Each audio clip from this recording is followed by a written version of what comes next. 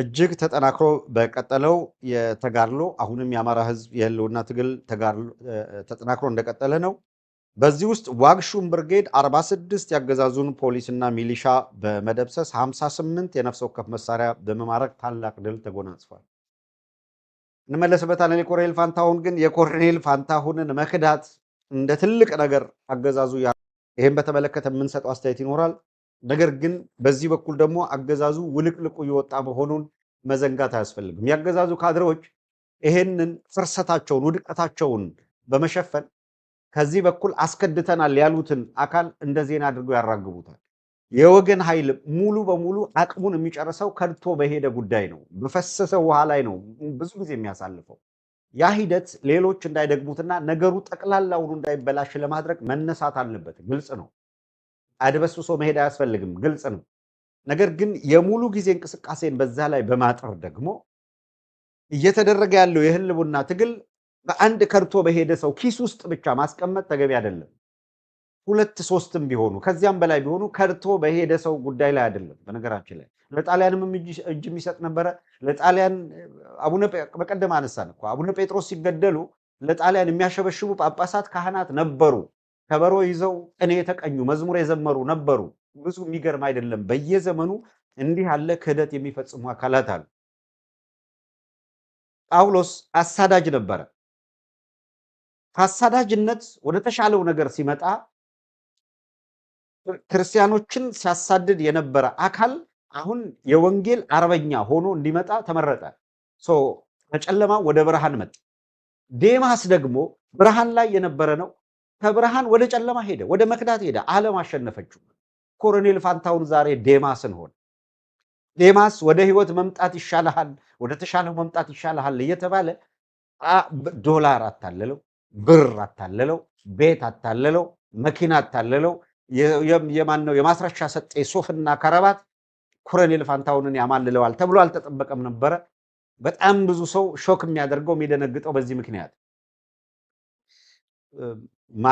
ማናችንም ቢሆን በዚህ እንዴት ብለን መገረማችን፣ እንዴት ብለን ማዘናችን፣ እንዴት ብለን መተከዛችን እኮ አይቀርም። በትካዜ ውስጥ የምንቆይበት ጊዜ ነው የሚለያይ። በመደንገጥ ውስጥ የምንቆይበት ጊዜ ነው የሚለያየው። ይሄ ካልሆነ በቀር ማንም አካል ምንም አልመሰለኝም ሊል አይችልም። ዛሬ ግን አይሆንም። አትሊስት ሂደቶች ነበሩት፣ ፕሮሰሶች ነበሩት፣ ባኬን ፎርዝ ነበሩት። ስለዚህ እምብዛም ከማህበረሰቡ ጋር እኩል እኛም አብረን ደንግጠናል አንልም። እንደ አብይ አህመድ ሂደቶቹ ተቀልብሰው ኮሎኔል ፋንታሁን ሀሳብ ቀይሮ ይጸናል ወይስ ይሄዳል? ባኬን ፎርዝ ነው። በየቀኑ የሚሆነውን አታውቁትም። በጣም የሚገርማችሁ ግን ከ3 ቀናት በፊት አንድ የሚገርም ቪዲዮ ራሱ ኮሎኔል ፋንታሁን ለኔ እንዲደርስ አድርጓል። እሱን ቪዲዮ እንድታዩት አድርጋለሁ። በግር በፈረስ ፈልጎ ለማነጋገር እፈልጋለሁ ብሎ አነጋግሮኝ በትግሉ ሂደት ውስጥ የነበረውን ነገር፣ የነበረውን ጉብዝና፣ የነበረውን ጀግንነት፣ የነበረውን ቆራጥነት፣ የነበረውን ወሳኝ ሚና ማንም ቢሆን አጣጥሎ ምናምን ሊያልፈው የሚችል አይደለም። ጤናው እየተጓደለ በጣም በፈታኝና ችግር ውስጥ ነው፣ እየተራበ እየተጠማ ይሄ ትግል መልክ ያለው ትግል እንዲያደርግና አገዛዙም በብዙ መልኩ የማንበርከክ እንቅስቃሴ ላይ በርካታ ሰራዊቱን እንደ ቅጠል በማራገፍ ረገድ ላይ ኮሎኔል ፋንታሁን የሰራው ሚና ቀላል የሚባል አልነበረም። እጅግ ከፍተኛ የሚባል ሚና ተወጥቷል። ነገር ግን ይሄ ሰው መጨረሻው ምንድነው የሆነው? በመጨረሻስ ምን ሆነ ነው ዋናው ነገር የሚታየው። ቀራጭ የነበረውን እኮ ክርስቶስ አምጥቶ ሐዋርያ ነህ ከዚህ በኋላ ብሎታል። አሳ አጥማጅ የነበረውን አንስቶ አሁን አሳ አጥማጅ አትሆንም አንተ ሰው የምታጠምድ ትሆናለህ ብሎታል። ሁሉንም ከተለያየ መስክ ከተለያየ ቦታ ላይ ለሐዋርያነት መርጧቸዋል። የተመረጡ የተጠሩ ጠርቷቸዋል። የተጠሩ ብዙዎች ናቸው፣ የተመረጡ ጥቂቶች ናቸው። እስከ መጨረሻው የሚጸና እሱ የተባረከ ነው የሚባለው ለዚህ ነው። በሂደት ውስጥ ማንም ይንጠባጠባል። ቅድም እንዳልኩት የአምስት ገበያ ህዝብ መካዱ መጮሁ በርባን ይፈታ ማለቱ አይደለም። በክርስቶስ በጣም ቤስት ብሎ ከመረጣቸው 12 መካከል ከዮሐንስ ፍቁረ እግዚእ ውጪ ማን ነው እዛ መስቀሉ አካባቢ የተገኘው? የለም። ድሉን ማስቀረት ሞት እንዲሸነፍ ማድረጉን ማስቀረት አልተቻለም። ትንሳኤውን ማስቀረት አልተቻለም እንጂ መክዳት ግን ተችሏል። ስለዚህ እምብዛም ልብ የማይጎዳው እንኳን ኮሎኔል ፋንታሁን ሌላውም ሊከተለው ይችላል። ገና በዚያ ኔትወርክ ውስጥ ያሉ አካላት ሊከተሉ ይችላሉ። ብዙ የሚገርም ያልሆነው ይሄ ትግል ህዝባዊ መልክ ይዟል። ይሄ ትግል አሁን በአንድ አደረጃጀት፣ በአንድ ግለሰብ፣ በአንድ ቡድን ላይ የወደቀ አይደለም። እንዳውም ከዚህ በኋላ ያለው ዕጣ ፈንታ ወደ ሴንትራል ኮማንድ መምጣትና ማዕከሉን ይዞ ብቃቱና ቁርጠኝነቱ ባላቸው አመራር እየተሰጠበት ይሄ ትግል ዳር መድረስ ይችላል፣ መፍረክረክ አያስፈልግም በሚባልበት በዚህ ወቅት ምክንያቶች ጠቅሰን ልናስረዳ በምንችልበት ሁኔታ እናነሳዋለን። የተወሰኑት ተፍረክርከው እጅ እየሰጡ መሄድን እንደ አማራጭ አይተዋል። ልቀጥል። ይሄ በእንዲህ እንዳለ ግን እዚህ ላይ ከማተኮር ባሻገር የምናነሳው ነጥብ እንዳለ ሆኖ አገዛዙ እየገጠመ ያለውን ሽንፈት ግን በደንብ ዘርዝሮ ማንሳት፣ ፋክቱን ማንሳት ያስፈልጋል። የአፋባሃ የአማራ ፋኖ ብሔራዊ ኃይል ምኒልክ እዝ የላስታ ጀነራል አሳምነው ጽጌ ኮር አካል የሆነው ዋግሹም ብርጌድ በዋግምራ ብሔረሰብ ዞን ዳህና ወረዳ 010 ቀበሌ አባም አቦ ቀጠና ጥር 3 2018 ዓ.ም ከጠዋቱ 12 ሰዓት እስከ ምሽት 1 ሰዓት ባደረጉት ከባድ ትንቅንቅ ያገዛዙ ዙፋን አስጠባቂ የሆኑ የዳህና ወረዳ ፖሊስና ሚሊሻ አይቀጡ ቅጣት በመቅጣት ታላቅ ጀብድ መፈጸሙ ተረጋግጧል። መነሻውን ከዳህና ወረዳ አምደ ወርቅ ከተማ ወደ 010 ቀበሌ አባም አቦ ቀጠና በመንቀሳቀስ ዋግሹም ብርጌድ ፋኖች ላፈና አፍናለሁ በሚል የተንቀሳቀሰው የወረዳ የፖሊስና የሚሊሻ ጥምር ጦር መረጃው ቀድሞ የደረሰው የብርጌዱ ወታደራዊ መረጃ ክፍል ቅድመ ዝግጅት በማድረግ ሊያፍን የመጣውን የጠላት ኃይል በተቃራኒው ከበባ ውስጥ በማስገባት አንድም ኃይል ሳይቀር ሙሉ በሙሉ እንዲደመሰስ ሙትና ቁስለኛ እንዲሆን በማድረግ የመጣውን ኃይል እዚያው አጠናቆታል። ይሄንን ትቶ ስለምናምን ሊያወራህ ይችላል። የማውራት መብቱ የተጠበቀ ነው። እሱ ያንን የሚያራግበው፣ አንተ ግን እንዲህ ያለ ወሳኝ ዜና የህልውና ትግል ውስጥ ያለም ደግሞ እየተሰጠ ነው።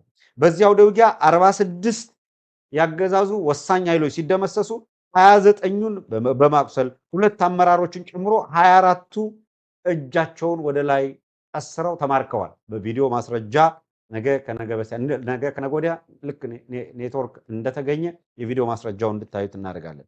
በተያያዘ 32 ክላሽንኮፍና 16 የቃታ ማሰሪያ በድምሩ 48 የነፍስ ወከፍ መሳሪያ 2600 ተተኳሽ 56 የወገብ ትጥቅ ተማርኳል። ከምርኮኞች መካከል የዳህና ወረዳ ፖሊስ ምርመራ ሂደት ኃላፊ ኢንስፔክተር ሸጋ አያናውና የዳህና ወረዳ ሚሊሻ ጽሕፈት ቤት ኃላፊ መቶ አለቃ ምስጋናው ይገኙበታል። የተማረኩ የተደመሰሱ እነዚህን ነው እያነሳን ያለ ነው። ሌላው መዳረሻው ድልና ነጻነት የሆነ የአማራ ሕዝብ የህልውና ተጋድሎ ተጠናክሮ ይቀጥላል ሲል የላስታ ጀነራል አሳምነው ጽጌ ኮር የህዝብ ግንኙነት ኃላፊ መምህር ቢሆነኝ ቢያብን መረጃው እንዲደርሰን አድርጓል። በጣም ከልብ እናመሰግናለን ስለ መረጃው። ሌላው የፋኖ ኃይሎች በጎንደር ኪንፋዝ በገላ ከተማ ከፍተኛ ተጋድሎ ሲያደርጉ መዋላቸው ተሰምቷል። በወሎ ቤት አማራ ደግሞ ምርኮኛ ወደ ተሐድሶ ማዕከል መግባት እንደቀጠለ ነው። የአፋሕድ ጎንደር ጠቅላይ ግዛት እዝ አካል የሆነው አርበኛ ታርቆ ከበደ የሚመራው በቅርቡ 2 ክፍለ ጦሮች ወደ አንድ በመምጣት በሰብአዊ መብት ተሟጋቹ ስም ታዲዮስ ታንቱ ክፍለ ጦር በማለት የተሰየመው ክፍለ ጦር ዛሬ ጥር 4 ቀን በማለዳው ካገዛዙ ጦር ጋር ከባድ ውጊያ ማካሄዱ ተሰምቷል። በኪንፋዝ በገላሮቢት ከተማ ላይ በተደረገው የከተማ አውደ ውጊያ ያገዛዙ ጥምር ጦር ላይ ጉዳት ማድረስ መቻሉን የገለጸው ክፍለ ጦሩ 3 ክላሽንኮፍ መሳሪያ፣ 1 አብራራው፣ 1 የብሬን ሸንሸልና መማረኩን 3 ሙትና ከ7 በላይ ደግሞ ቁስለኛ በማድረግ ስኬታማ የሆነ ወታደራዊ ጥቃት ማድረሳቸውን ገልጿል። የክፍለ ጦሩ ቃል አቀባይ አርበኛ አማኑኤል ተፈራ እንደገለጸው ውጊያው በአጭር ሰዓት ያለምንም ኪሳራ በድል የተጠናቀቀ ነበር ሲል ነው የአውደ ውጊያ ውለውን ለኢትዮ ሰገነት ሚዲያ ያስረዳው። ይህ በእንዲህ እንዳለ በወሎ ቤት አማራ የውጊያ ቀጠናዎች በአፋባህ ምኒልክ ዕዝ የተማረኩ የደቡብ ወሎ ዞን ሚሊሻዎችና ፓራ ኮማንዶዎች ወደ ንጉስ ሚካኤል ኮር የተሐድሶ ማዕከል መግባታቸውን እንዲሁ ተገልጿል። አፋባህ ምኒልክ ዕዝ ንጉስ ሚካኤል አሊ ኮር ወግዲና ከላላ ወረዳ ውስጥ ባለፉት ቀናት በሰራው ልዩ ኦፕሬሽን በርካታ ያገዛዙ ጦር ሙትና ቁስለኛ አድርጓል። በዚህ አውደ ውጊያ በፋኖ ኃይሎች እጅ የገቡ የደቡብ ወሎ ዞን ሚሊሻዎችና አንጻራዊ የውጊያ ቁመና ያላቸው በስም ፓራኮማንዶ ተብሎ የሚጠሩ የጥምር ጦሩ አካል የሆኑ ተዋጊዎች ናቸው ፋኖ ወደ አዘጋጀላቸው የተሐድሶ ማዕከል እንዲገቡ የተደረገው። እነዚህ የደቡብ ወሎ ዞን ሚሊሻዎችና ፓራኮማንዶዎች አሁን ላይ የተሃድሶ ስልጠና የተሰጣቸው መሆኑን ስልጠናው ራሱን ከማደስ የተጓዙበት መንገድ ህዝብ የበደለ መሆኑን ከመረዳት እንዲጀምር በቀጣይ ስራዎቻቸውም ህዝብን ለመካስ ቃል እንዲገቡ እንደሚያደርግ በመረጃቸው ላይ አመላክተዋል። ምርኮኞች በንጉስ ሚካኤል አሊ ኮር የተሃድሶ ማዕከል የሚሰጣቸውን ስልጠና እንዳጠናቀቁ ወደ ማህበረሰቡ ይመለሳሉ ተብሎ ነው የሚጠበቀው። እንደ ገለጻው ከሆነ የብልጽግና የአብይ አህመድ አገዛዝ አማራም በአማራ ለማስመታት የሚያደርገው ጥረት አካል የሆነውን ፕሮጀክት ለማሳካት ደፋ ቀና የሚሉት የጸጥታ ኃይል አባላት በአስቸኳይ ከህዝባችን ጎን እንድትቆሙ ሲል አፋባ ምኒልክ ዕዝ ንጉስ ሚካኤል ኮር ጥሪ አቅርቦላቸዋል። አድማጮች አሁንም እየሰማችሁ ያላችሁት የኢትዮ ሱዳን ድንበር ላይ የድሮን ጥቃት መፈጸሙ ታውቋል። ሳውዲ አረቢያ እና ኤምሬት የሱዳን የውክልና ጦርነት ወደ ኢትዮጵያ በማስፋት ላይ የሚገኙ መሆናቸው ግልጽ ማሳያ ነው። በሌላ በኩል ስደተኛው የአልቡርሃን ጦር ቀደም ሲል እንደገለጽነው ወደ ካርቱም እንዲገባ ሆናል። የሳውዲ አረቢያ ተዋጊ ጀቶች በኢትዮጵያ ቤኒሻንጉል ጉሙዝ ክልልና ብሉ ናይል በተባለው የሱዳን ግዛት ላይ የዳጋሎ ጦርን ኢላማ በማድረግ ከባድ የአየር ጥቃት መፈጸማቸውን በጉዳዩ ላይ የወጡ ቀጠናዊ መረጃዎች ያመለክታሉ። ደግሞ አለው የሳውዲ አረቢያ ተዋጊ ጀቶች በኢትዮጵያ ቤኒሻንጉል ጉሙዝ ክልልና በብሉ ናይል በተባለው የሱዳን ግዛት ላይ የዳጋሎ ጦርን ኢላማ በማድረግ ከባድ የአየር ጥቃት መፈጸማቸውን በጉዳዩ ላይ የወጡ ቀጠናዊ መረጃዎች ያመለክታሉ። ሳውዲ አረቢያ በዳጋሎ የሚደገፈውን በዳጋሎ የሚመራውን ኃይል ወይም አብይ አህመድ የሚያስታጥቀውና የሚደግፈውን ኃይል ቤኒሻንጉል ጉሙዝ ወይ ብሉ ናይል ቀጠና አካባቢ ላይ የአየር ጥቃት በመፈጸም መታለች። አብይ አህመድ ደግሞ ከኢመሬት መሳሪያ እየተቀበለ ለዳጋሎ ያስታጥቃል። ስለዚህ ሳውዲ አረቢያ ደግሞ ቀደም ሲል እንደገለጽናችሁ ሶማሌላንድ ላይ ነይ ተብላ እየተጋበዘች ነው የምትገኘው። በኢመሬት የሚደገፈው የመን ላይ ያለውን ኃይል እንዳጠቃች፣ እንደዚሁ ደግሞ አሁን ሱዳን ላይ ያለ ቤኒሻንጉል ላይ ያለውን ኃይል እያጠቃች እንዳለች ሁላ ሶማሌላንድ ላይም እጇን እንድታስገባ ጥሪ እየቀረበ ነው። ይሄ የሳውዲ አረቢያ ድብደባ የተፈጸመው የዳጋሎ ጦር ወደ ብሉ ናይል ግዛት እንቅስቃሴ እያደረገ በነበረበት ጊዜ ነው። ጦሩ በኢትዮጵያ ግዛት በተቋቋመው ወታደራዊ ካምፕ ድጋፍ ያገኛል። በሳውዲ የሚደገፈው የአልቡርሃን ጦር ከኢትዮጵያ ለሚነሳው አዲሱ የዳጋሎ ጦር ላይ እርምጃ እንዲወስድ በግልጽ የአብይ አገዛዝ በቅርቡ የአብይን አገዛዝ ማስጠንቀቁ ይታወሳል። እዚህ ጋር ተያይዞ ከባድ ትንቅንቅ ውስጥ ያሉት ሳውዲ አረቢያ እና ኤምሬት የሱዳኑን ጦርነት ወደ ኢትዮጵያ እንደሚያሰፉት ይጠበቃል። በጉዳዩ ላይ የወጡ ያሉ መረጃዎች እንደሚያሳዩት ሳውዲ አረቢያ የምትደግፈው የአልቡርሃን ጦር ድል እየቀናቸው ነው። በአንጻሩ ኤምሬት ያስታጠቀችው የዳጋሎ ጦር ከፍተኛ ኪሳራ በማስተናገድ ላይ ነው። ከኤምሬት ኪሳራ ጋር አብሮ የሚታየው የአብይ አህመድ አገዛዝም የባሰ አጣብቂኝ ውስጥ እየገባ ነው የሚገኘው። በኤምሬት በሚደገፈው የዳጋሎ ጦር ወታደራዊ ብልጫ ውስጥ የነበረው የሱዳን ጦር የሁለቱ ዓመት ከግማሽ የሱዳን ጦርነትና የኃይል ሚዛኑን የሚቀይር ከፍተኛ ትጥቅ ሊታጠቅ መሆኑን ደግሞ ከተሰማ ወዲህ ደግሞ ነገሮች የበለጠ እየተቀያየሩ ሄደዋል። አድማጭ ተመልካቾች ቀጠናዊ ጉዳዮች ላይ ይህን ያህል ከቆየን በቂ ነው። በቀጥታ የምናልፈው የኮሎኔል ፋንታሁን ጉዳይ በአፋሕድ ውስጥ የተፈጠረውን ግብግብ ማሳየት ላይ ይሆን። ይህንን ለማሳየት በቀዳሚነት ከሁለት ወር ቀደም ብሎ ወይም ማስረሻ ሰጤ ከመክዳቱ ከአንድ ወር ቀደም ብሎ በአፋሕድ ውስጥ የአምስተኛው ረድፍ የውክልና እንቅስቃሴ እየተካሄደ ስለመሆኑና ብአዴን ስር የሰደደ እንቅስቃሴ እያደረገ መሆኑን በተመለከተ ቀደም ብለን የገለጽነው ለአድማጮች ግልጽ ለማድረግ ከኦልሞስት ባለፈው 8 ወር ካልን 2 ወራት ተቆጥረዋል። ስለዚህ ወደ ከ10 ወር በላይ ይሆነዋል አፋሕድን መሟገት የጀመርንበት ጊዜ ማለት ነው። ይህም በተመለከተ ከፍተኛ አመራሮቹን በስም ጠቅሰን አቅርበናል። ከሊቀመንበሩ ከአርበኛ እስክንድር ነጋ ጀምሮ በየደረጃው ያሉ አመራሮችን ይህ እንደሚሆንና በአፋሕድ ውስጥ የአምስተኛው ረድፍ የብአዴን ሰርጎ ገብ እንቅስቃሴ ኔትወርኩ በአደገኛ ሁኔታ ስር የሰደደ ነው። ይሄም ከዋሽንግተን ዲሲ እዛው መሬት ላይ እስካለ የተያያዘ ነው። እነዚህ አካላት የትግሉ እውነተኛ ታማኝ በመምሰል በሚዲያም በሌላ መንገድ እያራገቡ ይገኛሉ በሚል አንስተናል። በነገራችን ላይ ማስረሻ ሰጤ ከመካዱ ከአንድ ቀን ቀደም ብሎ ማስረሻን የጀግና ሲደረግ የነበረው ይሄንን ሁሉ ሂደት እየፈጸመና እየመራ እንደሆነ በሚገባ ጥንቅቅ ተደርጎ በሚታወቅበት ጊዜ ነው። የጦር ስልት ታዋቂ ነው፣ መረጃ አለው ወዘተርፈ ሲባል የነበረው ማስረሻ ሰጤ የክህደት መንገድ ከጀመረ በኋላ እዚህ በውጭ ያለው እያደራጀ የነበረውን ኔትወርክ በተመለከተ የአፋሕድ ከፍተኛ አመራሮች በሚገባ ያውቃሉ። ይህ አደገኛ የብአዴን ኔትወርክ ለረጅም ጊዜ ተመሳስለው በትግል ውስጥ የቆዩ በነገራችን ላይ እጅግ ዋጋ ከፍለው በትግል ውስጥ የቆዩ አካላትን ሳይቀር ከፍተኛ ገንዘብ መድበው በማማለል ዛሬም ድረስ ያ ታማኝነታቸው እንዳለ በማሰብ የሚሸወዱ አሉ ዋሽንግተን ዲሲ ውስጥ።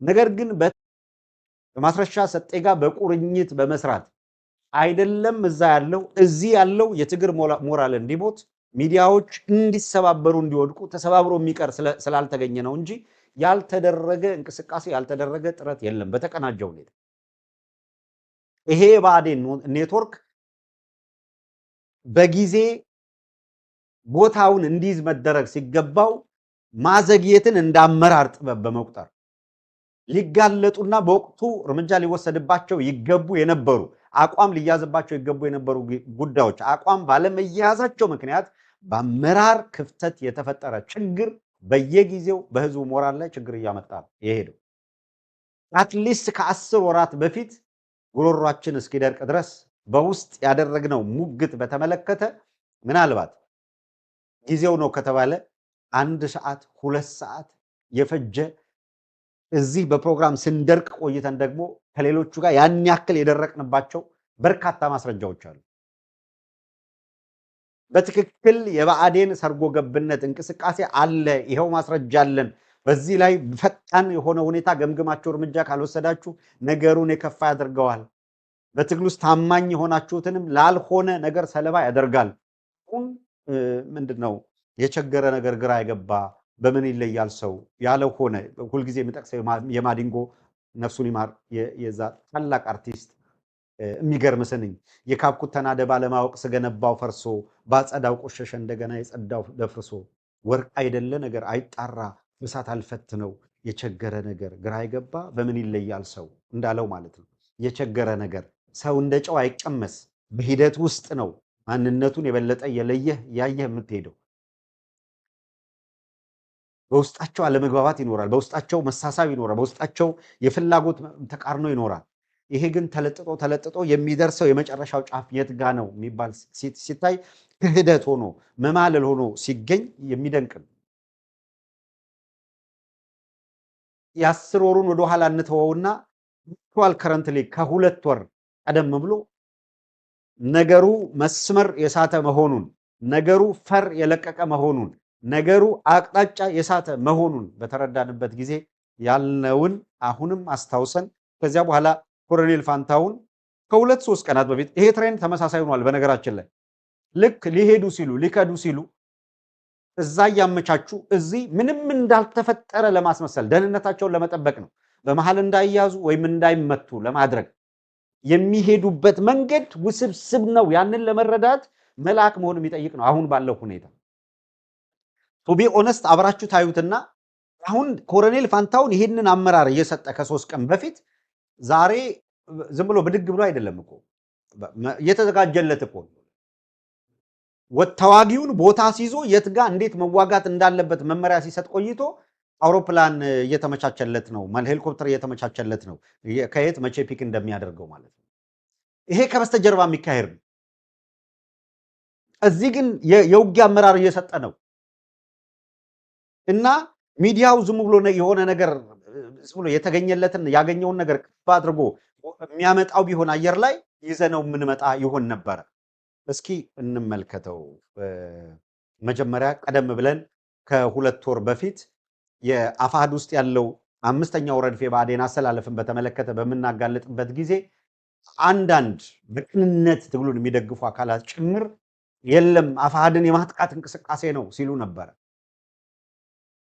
ይኸውላችሁ 5ኛው ረድፍ አፋሕድን እየቀረጠፈው ነው ተብሎ እየተነገራቸው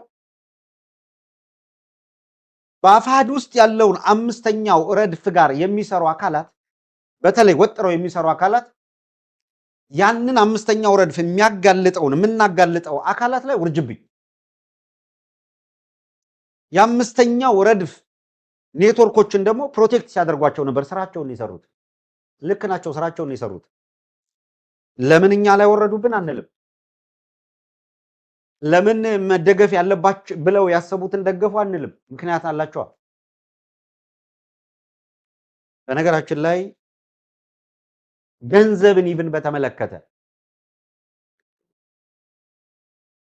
አንድ ቪዲዮ ቅርብ ጊዜ ምንድነው የእስክንድር ነጋ አርበኛ እስክንድር ነጋ ድምጽ ተብሎ በወጣ ላይ ቆረጥ አድርገው የኔን ድምጽ ሸረፍ አድርገው አስገብተዋት ነበረ። አርበኛ እስክንድር የሚናገረው ደጋግሜ ብያቸዋለሁ። ራሴን ለመከላከል ፍንጥር ብዬ አልወጣም።